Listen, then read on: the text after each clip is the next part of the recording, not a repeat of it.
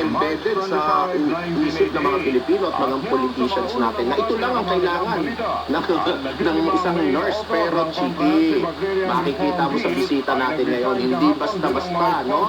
Yan ang kumakatawan at sumasalamin sa isang napakadakila at napakagaling na Filipino nurse. Kaya mga nurses, no? Pagsaludo po para sa inyo. At ang nurse party list, ito pong nagtaguyod ng kanilang mga karapatan, benepisyo at proteksyon ng mga nurses. At tiyakin may boses sila sa House of Representatives, Chiki.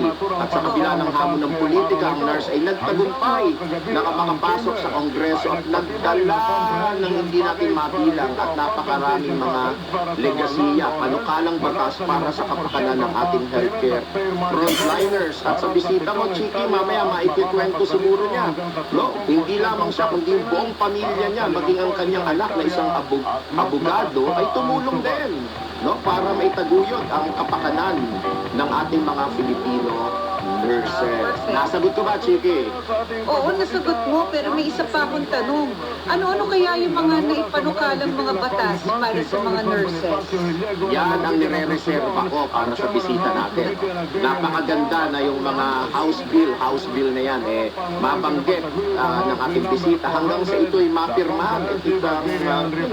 From house bill, magiging isang Republic Act. Yan, Chiki. Mamaya yan. Yan.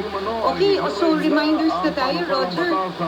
Sige, no? Para po sa ating mga kakbay, meron po tayong pag-aaral ng salita ng Diyos tuwing araw po ng Martes, Huwebes at Sabado. Sa ganap pong ika-4 at kalahati ng hapon hanggang ika-6, no? Ito po ang ating numero para may padala ni Annabelle ang link ng ating Bible study. 3 beses po ito sa loob ng isang linggo. Ito po ang numero, 0917-6345-798. Again, 0917-6345-798.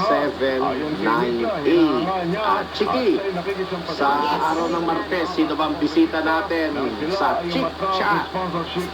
Dapat po, mga kakbay, meron tayong bisita who is going through her kidney journey. Kaya lang, medyo she's not feeling well. Kaya po, ako ang makakasama ninyo sa Tuesday. Magkakwento po ako ng what do we do when things don't go our way. Diba? Lahat naman tayo nakaranas yan. So, abangan niyo po ang kwento ng when things don't go our way at saka some of the lessons that we can learn from the story ho na ikukwento ko sa inyo. That's on Tuesday, July 1. Grabe, July na. 2 to 3 p.m. Chick Chat. Dito lamang po yan sa DZME 1530. Yan. Ako, tama-tama, no? Magbubukas sa mga classes ng July 1. At ang bisita po ninyo ay si Chiki. Napakagandang inspirasyon ng kanyang kwento sa kanyang journey sa cancer, no? At Chiki, at isang pagsaludo at ipapanalangin namin yung Chick Chat sa Tuesday, July 1 po. Alas 2 po yan ng hapon dito sa DZME 1530. Yan. Thank you so much, Roger. Oh, Rog, meron ka bang Bible verse na akma for today? Siyempre, meron. Dahil itong bisita natin ay Sunday school teacher namin to ni Annabelle. Naging gusto namin siya sa Sunday school sa Emmanuel Lutheran Church to natin. No? At ito po ay makikita sa Galatia, kabanatang 6 po, talatang 9 hanggang 10. At ganito pong sinasabi. Kaya huwag tayo magsawa sa paggawa ng mabuti. Pagdating ng takdang panahon, tayo ay aani kung hindi tayo magsasawa. Kaya nga, sa lahat ng pagkakataon ay gumawa tayo ng mabuti sa lahat ng tao, lalo na sa mga kapatid natin sa pananampalataya. Ang ganda sa Filipino, Chiki. Yan, oo, ang ganda. Ang English version naman ng Galatians chapter 6 verses 9 to 10 ay, let us not grow weary or become discouraged in doing good, for at the proper time we will reap if we do not give in. So then, while we as individual believers have the opportunity, let us do good to all people, not only being helpful, but also doing that which promotes their spiritual well-being, and especially be a blessing to those of the household of faith, the born-again believers.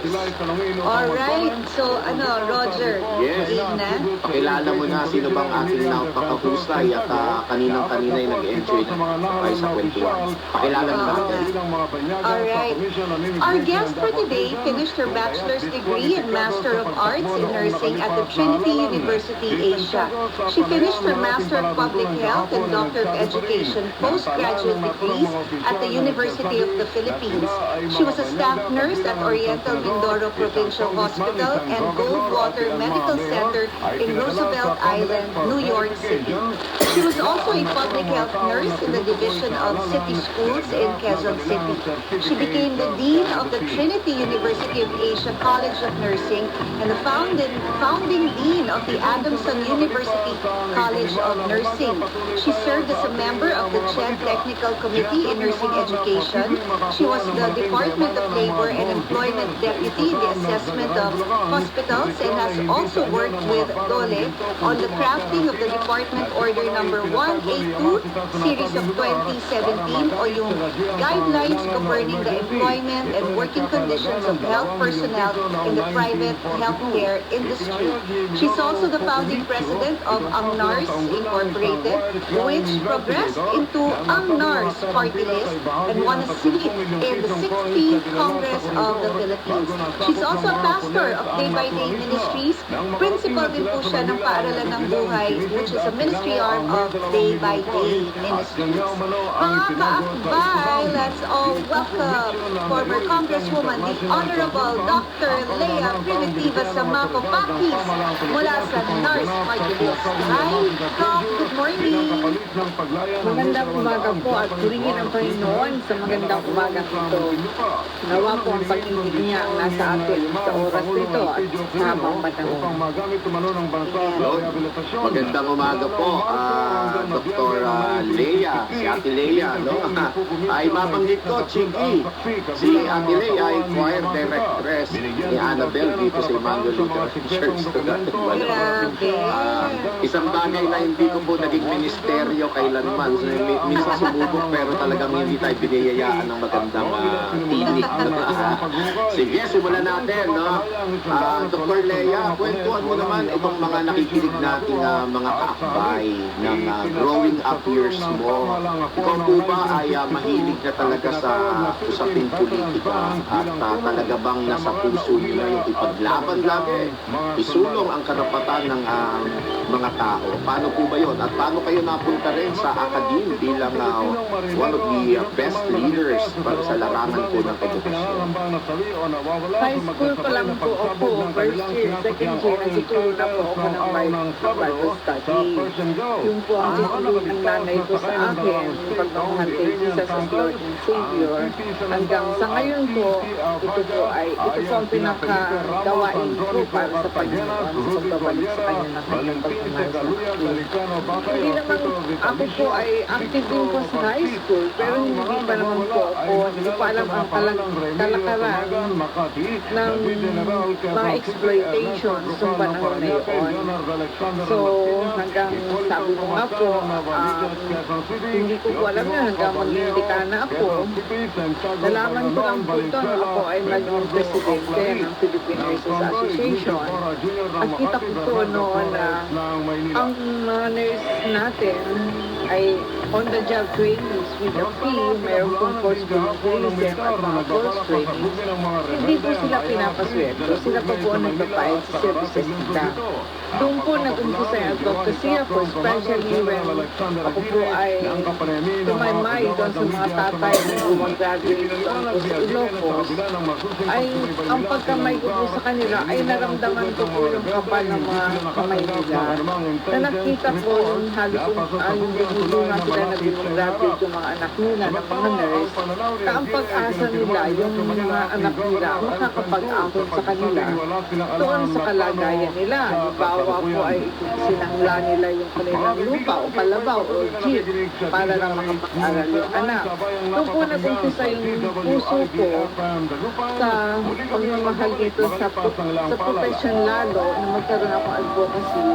At nung nasa PNA president po ako po ay magka-experience, isang nurse ay hindi makatira sa apartment. So, sa squatter sila tumira, hindi siya makapagbayad ng Meralco. Kaya, ang kanila pong ilaw ay, ano nga po yung... Gasera. Hindi, yung sukat. Yung ginagamit pag... ano nga po yung kandila. So, hindi Kandila. po siya ng ano,